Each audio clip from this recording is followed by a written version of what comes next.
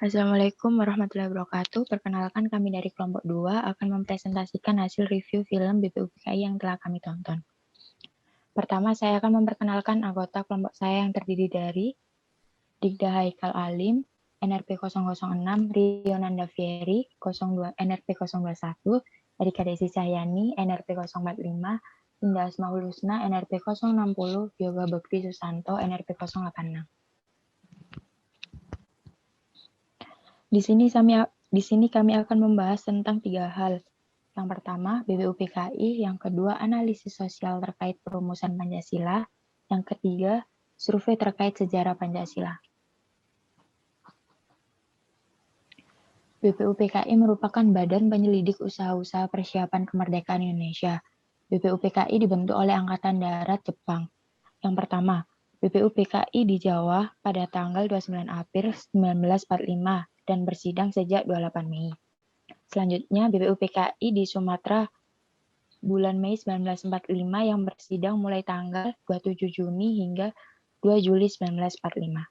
Dan terakhir, BPUPKI di Indonesia Timur yang dibentuk Angkatan Laut pada bulan Mei 1945. Pembentukan BPUPKI tertulis dalam Maklumat Gunseikan nomor 23 tanggal 29 Mei 1945. Sebab dikeluarnya Maklumat nomor 23 itu adalah karena adanya kedudukan Jepang yang semakin terancam saat melawan sekutu. Sehingga dapat dikatakan bahwa pemerintah Jepang sesungguhnya dengan membentuk BPUPKI bukanlah atas kebaikan hati yang murni, tetapi Jepang ingin menarik hati rakyat Indonesia agar dapat membantunya di saat mempertahankan sisa-sisa kekuatannya.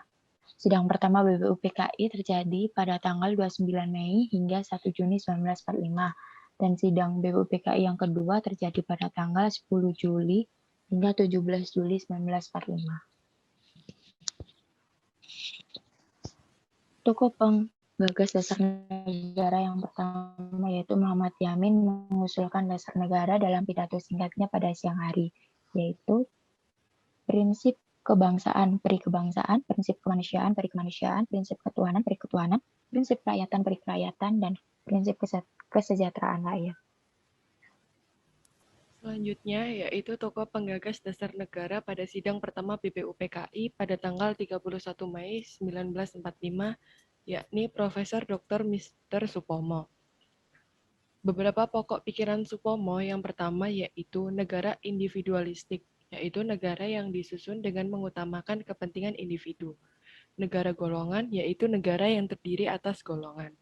Yang kedua yaitu ada negara integralistik, yaitu negara yang tidak memihak pada golongan-golongan tertentu, tetapi berdiri atas kepentingan bersama. Yang ketiga, Mr. Supomo mengusulkan negara integralistik atau negara persatuan diterapkan pada negara Indonesia, yaitu negara satu untuk semua orang. Rumusan dasar negara yang dikemukakan oleh Mr. Supomo antara lain paham persatuan, perhubungan negara dan agama, sistem badan permusyawaratan, sosialisasi negara, dan hubungan antar bangsa yang bersifat Asia Timur Raya.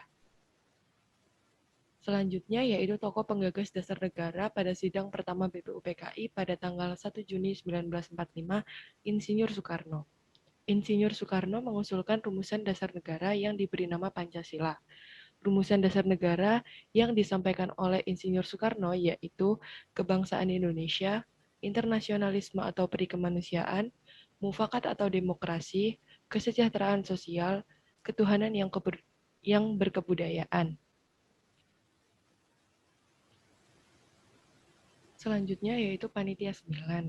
Panitia 9 dibentuk pada tanggal 1 Juni 1945. Panitia 9 bertugas agar dapat menerima dan menangani berbagai masukan dan saat sidang pertama BPUPKI hingga akhir belum memperoleh kesepakatan utuh tentang rumusan dasar negara. Panitia 9 sendiri diketuai oleh Insinyur Soekarno dengan Muhammad Hatta sebagai wakilnya dan anggota yang terdiri atas golongan Islam dan golongan nasionalisme antara lain Mr. Ahmad Subarjo, Mr. Muhammad Yamin, Kiai Haji Wahid Hasyim, Abdul Kahar Muzaki, Abi Kusno Cokro Soejoso, Haji Agus Salim, dan Mr. A.A. Maramis. ketika Panitia 9 mengadakan pertemuan dan berhasil menghasilkan rumusan dasar negara yang tertuang dalam hukum dasar atau yang dikenal dengan Piagam Jakarta atau Jakarta Charter yang terjadi pada tanggal 22 Juni 1945. Sidang kedua BPUPKI.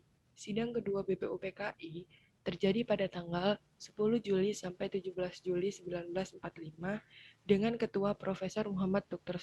Supomo dan beranggotakan Mr.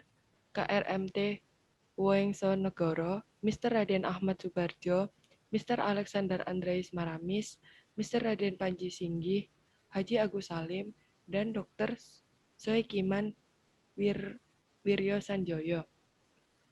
Sidang BPUPKI kedua terjadi pada tanggal 10 Juli sampai 17 Juli 1945. Pada sidang resmi kedua BPUPKI ini membahas tentang wilayah negara Kesatuan Republik Indonesia, Kewarganegaraan Indonesia, Rancangan Undang-Undang Dasar, Ekonomi dan Keuangan, Pembelaan Negara, dan pendidengajaran. Pada sidang ini juga anggota BPUPKI dibagi menjadi panitia-panitia kecil, di antaranya yaitu Panitia Perancangan Undang-Undang Dasar yang diketuai oleh Insinyur Soekarno, Panitia Pembela Tanah Air yang diketuai oleh Raden Abikusno Cokrosoejoyo, dan Panitia Ekonomi dan Keuangan yang diketuai oleh Dr. Muhammad Hatta. Pada 11 Juli 1945, sidang Panitia Perancangan Undang-Undang Dasar Negara yang diketuai oleh Insinyur Soekarno membahas lagi tentang pembentukan panitia kecil di bawahnya yang memiliki tugas khusus merancang isi dari Undang-Undang Dasar. Selanjutnya, pada tanggal 13 Juli 1945, sidang Panitia Perancangan Undang-Undang Dasar membahas hasil kerja panitia kecil di bawahnya yang bertugas merancang isi Undang-Undang Dasar. Kemudian pada tanggal 14 Juli 1945, sidang pleno BPUPKI menerima laporan Panitia Perancangan Undang-Undang Dasar yang dibacakan oleh Insinyur Soekarno sebagai ketuanya. Dalam laporan tersebut membahas mengenai rancangan Undang-Undang Dasar yang di dalam tercantum 3 masalah pokok, yaitu yang pertama, pernyataan tentang Indonesia Merdeka, yang kedua, pembukaan Undang-Undang Dasar, yang ketiga, batang tubuh Undang-Undang Dasar yang kemudian dinamakan sebagai Undang-Undang Dasar 1945. Kemudian, pokok kedua yaitu mengenai analisis sosial terkait perumusan Pancasila. Sejatinya, nilai-nilai Pancasila yaitu ketuhanan, kemanusiaan, persatuan, kerakyatan, keadilan secara sosiologis telah ada dalam masyarakat Indonesia sejak dahulu hingga sekarang. Terkait analisis sosial perumusan Pancasila, yaitu menempatkan Pancasila sebagai dasar dan arah perubahan sosial akan mendukung eksistensi masyarakat Indonesia yang memiliki sustainability yang mantap dan dinamis. Kemudian dengan menempatkannya sebagai dasar bagi perubahan sosial melalui perspektif interaksi sosial yang memandang sekaligus relasi individu dan struktur sosial, diharapkan dapat menganalisis secara cermat mengenai fenomena sosial yang terjadi sejak masa reformasi. Kemudian, harapan dapat terwujud apabila masa depan Indonesia dibangun dengan memperhatikan beberapa hal sebagai berikut, yaitu menginventarisir nilai-nilai unggul apa saja yang dapat kita kembangkan, menciptakan interaksi yang sehat dalam masyarakat yang memungkinkan nilai-nilai unggul itu terwujud, dan menanggapi segala persoalan yang muncul secara proaktif, bukan secara reaktif ataupun represif, sehingga dapat menepis berbagai potensi kekerasan yang dimulai dari diri kita sendiri demi terwujudnya kedamaian antar sesama manusia. Kemudian, untuk implementasi Pancasila sebagai dasar bagi perubahan sosial membutuhkan landasan sosiologis yang dapat diterjemahkan dalam visi, misi, dan tujuan negara. Kemudian, selanjutnya yaitu mengenai survei sejarah Pancasila.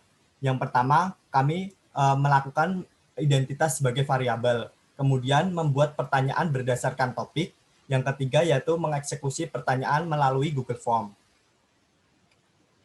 Berikut beberapa identitas dan pertanyaan yang kami cantumkan. Yang pertama yaitu pada identitas yaitu membutuhkan nama, umur, dan status. Kemudian untuk pertanyaan sendiri terdiri dari 2 pilihan ganda dan 4 isian singkat.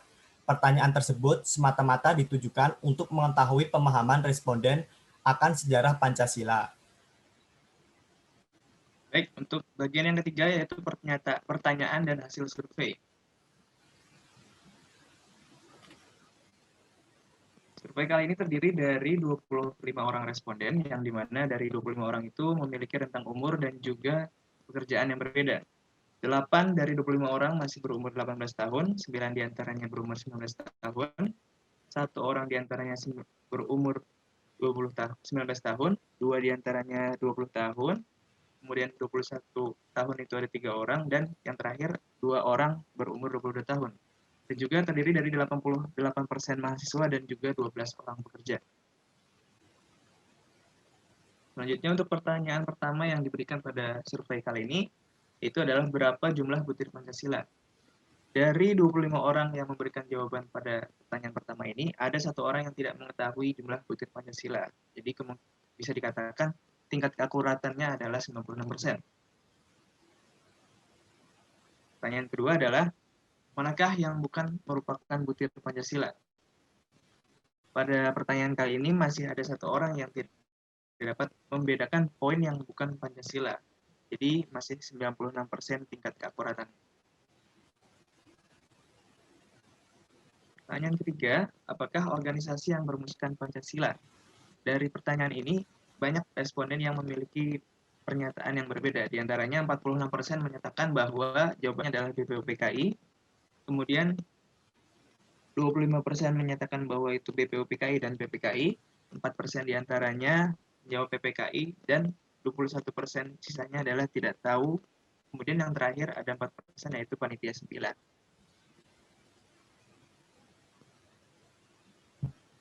Baik, berikutnya adalah pertanyaan keempat yang berbunyi, rumus Pancasila terdiri dari golongan, yang dimaksud adalah etnis yang diwakili. Apa saja? Dari 100% responden, 25 orang tersebut, 28%-nya menjawab muda dan tua, 8%-nya menjawab nasional dan agama, dan sisanya adalah tidak tahu sebanyak 4%. Dan di pertanyaan yang keempat ini adalah, di pertanyaan keempat, merupakan pertanyaan yang memiliki jawaban tidak tahu terbanyak dari hasil survei kami. Dilanjut ke pertanyaan kelima, yaitu tanggal berapa Pancasila dirumuskan. Dari 25 orang, 28% menjawab tidak tahu, 4% menjawab salah, yaitu 18 Agustus, dan sisanya benar, yaitu 1 Juni. Di pertanyaan ke-6, pertanyaan berupa, tanggal berapa Pancasila disahkan? Dari hasil tersebut, kebanyakan telah menjawab benar, yaitu 18 Agustus. Namun sebagian kecil menjawab salah, yaitu 1 Juni. Sisanya tidak tahu atau tidak lupa. Maaf, tidak tahu atau lupa. Berikut adalah hasil introspeksi diri dari 25 responden. Seberapa paham Anda, para responden, mengerti dari sejarah hingga nilai-nilai yang terdapat pada Pancasila secara keseluruhan? Didapatkan hasil terbanyak adalah dari skala 1 sampai 7, pada skala 4 lah mereka menjawab lumayan mengerti sejarah dan nilai Pancasila. Sisanya jawaban tersebar secara merata.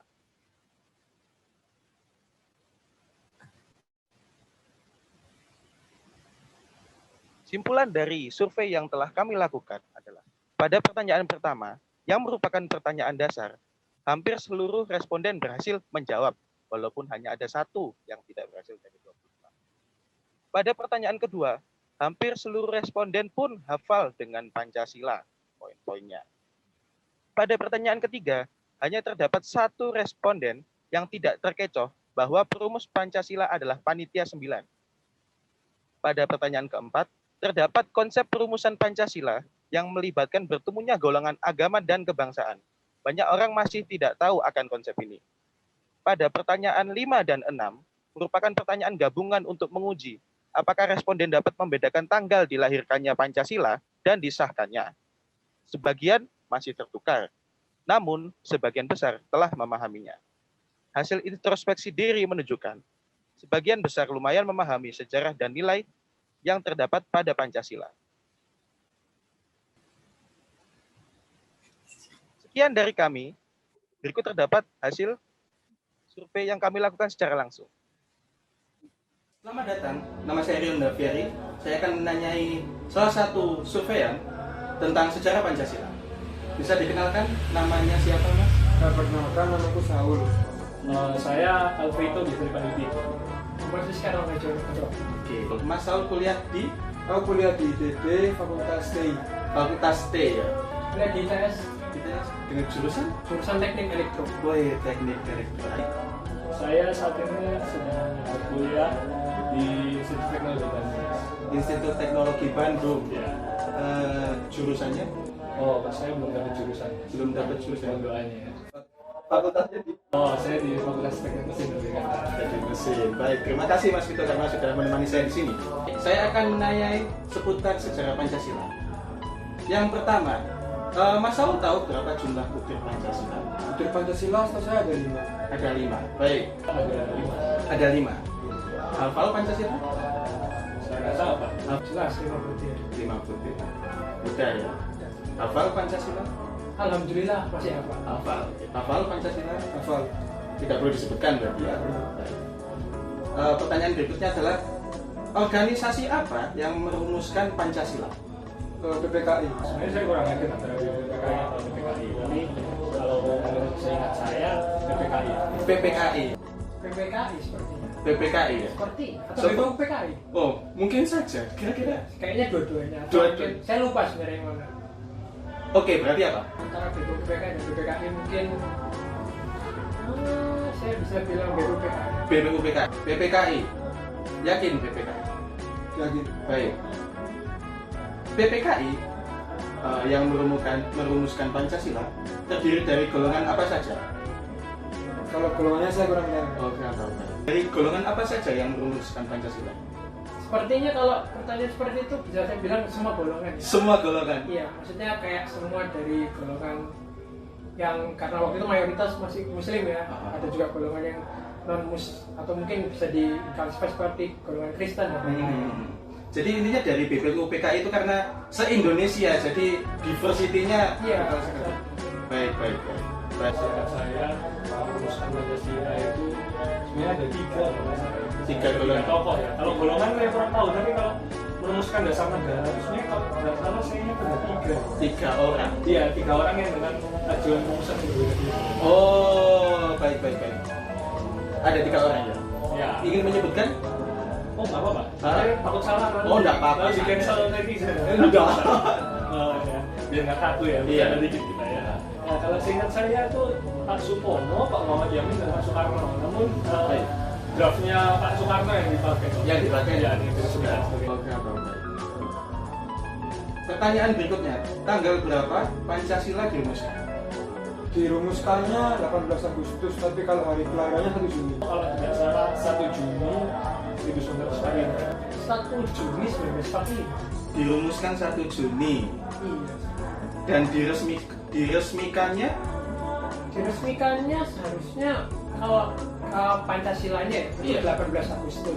jadi 1945. dirumuskannya 1 Juni. Iya, karena waktu itu kan masih Piagam Jakarta dan Oke. lupa masih ada pada sila 1 kan sempat kontroversial Oh iya betul. dengan apa ya, karena waktu itu masih mayoritas yang Muslim ya. Jadi kayak dengan kebijakan yang punya yang intinya yang taat pada Allah yang Maha Esa atau apa itu. Ada yang tidak setuju Ya, ya? itu setuju ya. 1 Juni. Kalau diresmikannya 18 Agustus. 18 Agustus. Resmikannya 1 hari setelah proklamasi, berarti 18 Agustus. 18 pada tahun yang sama. Pada tahun yang sama. Baik, terima kasih Mas Saul atas jawabannya. Oke, terima kasih Mas Rizky atas Terima kasih Mas. terima kasih sudah